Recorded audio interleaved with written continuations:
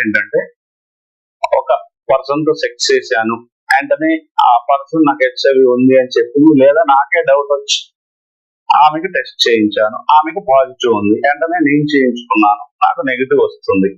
సరే window period అన్నారని చెప్పి 3 నెలల తర్వాత చేయించుకున్నాను, మళ్ళీ నెగిటివ్ వచ్చింది. నెగిటివ్ మీన్స్ నాన్ రియాక్టివ్ వచ్చింది. మళ్ళీ 3 నెలల తర్వాత, మళ్ళీ 6 నెలల తర్వాత కూడా మళ్ళీ చేయించుకున్నాను, నెగిటివ్ వస్తుంది. మళ్ళీ సంవత్సరం తర్వాత కూడా చేయించుకున్నాను, నాన్ రియాక్టివ్ వస్తుంది. ఆ పర్సన్ ఉంది కదా, ఆ పర్సన్ తో నేను సెక్స్ లో పాల్గొన్నాను కదా, నాకు నాన్ రియాక్టివ్ వస్తుంది ఏంటి, ఇది నిజమేనా, సాధ్యమేనా, అసలు కరెక్ట్ టెస్టేనా, ఏ టెస్ట్ చేసుకోవాలి అంటూ భయపడుతూ అడుగుతున్న క్వశ్చన్.